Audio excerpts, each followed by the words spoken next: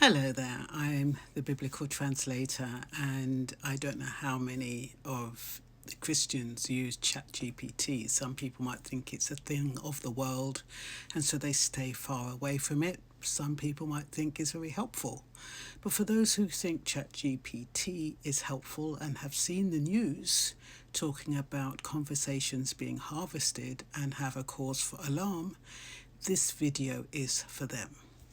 So, I've crafted my little story for you, so let me read so I can keep within my parameters. There's a headline that's been circulating this week, and it's one of those lines that make you stop mid-scroll.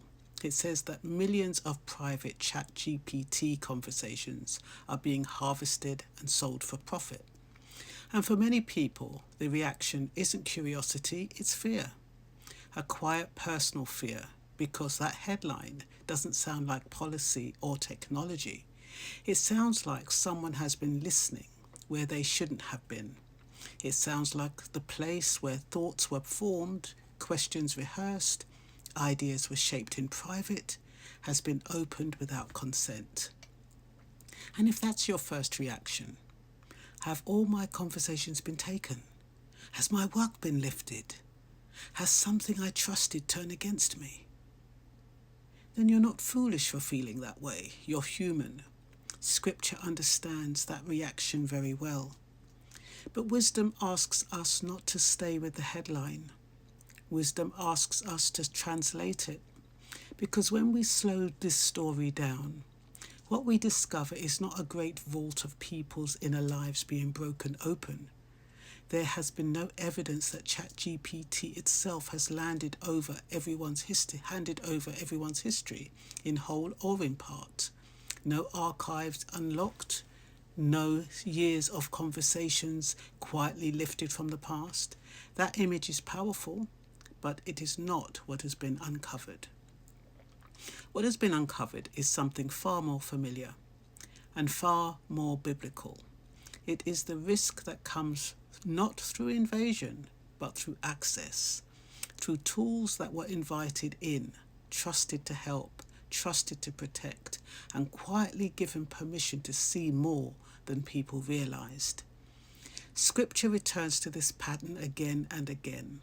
Samson does not lose his strength because an enemy storms in his house.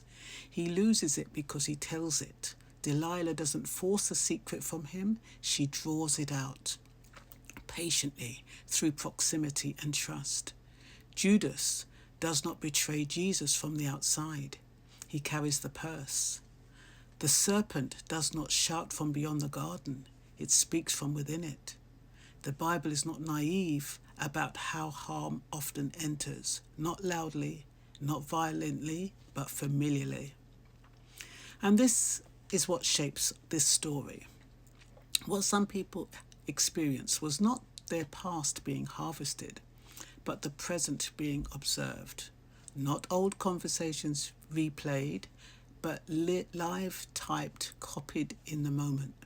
And only in situations where unsafe software was already present on their own device, like a watcher standing behind a scribe, copying lines as they are written, but never opening the archives, never reaching back through time. That distinction matters because fear tells us everything is gone, while truth tells us the risk was specific. Fear tells us we're all exposed, while truth tells us access was required. Scripture always insists on that kind of clarity, because without it, people either panic or harden, and neither leads to wisdom. The Bible also gives language to the discomfort people feel when they realize they may have been watched without protection. Ezekiel speaks of watchmen who see but do not guard. Jesus speaks of hirelings who observe danger but do not act for the good of the flock.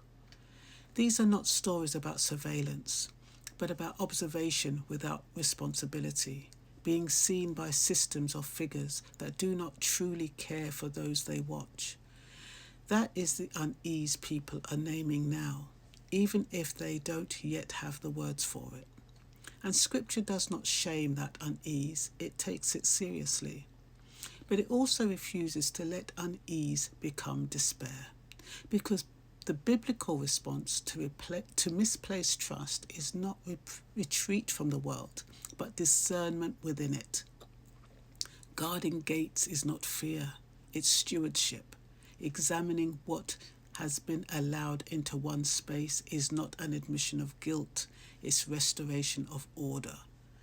Proverbs condemns hidden scales and dishonest measures, not because people were foolish to trade, but because systems must be transparent if trust is to survive. And there is another truth worth holding tightly here, especially for those who fear the ideas or labour have been stolen. What is taken in these situations is not treasured for meaning, is valued for volume. Your insight is not consumed because it was seen. Your creativity is not exhausted because it passed through a screen. Seeds do not stop being seeds because somebody glimpsed at the field. This moment, then, is not a prophecy fulfilled, it is a pattern recognized. Humans building tools faster than wisdom, trust extended too easily, boundaries learned after the fact, and then awakening. Scripture does not tell us that awakening comes too late. It tells us it comes on time. So if this headline unsettled you, let it do its proper work, not to silence you, not to drive you inward in fear, but to sharpen your discernment, to remind you that not every helper deserves access, that not every promise of protection is faithful, and that guarding what is private is not an act of suspicion but of care. Because even here, even now, the ancient instruction still stands. Guard the heart, not because it's fragile, but because it's valuable. And so in essence, some people have been using VPNs, they've been using downloads that say they're going to protect their conversations or it's going to protect their computers. And these are the extensions that are created, and they can copy ChatGPT conversations. And what's happening is that they copy them and somehow they send it back to their server, and then their server is sold to third parties, and these third parties then make a profit out of selected information. Like I said, for the regular person who hasn't got all of these browser extensions on their computers, on their phones, on their laptops, then this won't apply to them. It won't affect them. So for the average user, you're okay. So you don't have to be alarmed if you do use ChatGPT. And if you don't use ChatGPT, it's not to say, oh, thank God, I haven't been using ChatGPT because it's something of the devil and, you mustn't let these things come into your life. You must stay far from them. No. A lot of things, they can help more than hinder if you use them in the correct way. So it's about being savvy and being cautious and all of those things I've just spoken about. It's about being self-protective and being careful who you trust, not avoiding everything, but using your spirit of discernment. Every Christian has a spirit of discernment, and sometimes they lose it, sometimes they forget it, sometimes they ignore it. But we all have it. We all know what feels right. Anyway, it looks like I'm going to go into one of my coughing sprees, so I'm going to end it here, and I hope you found this useful. Bye-bye.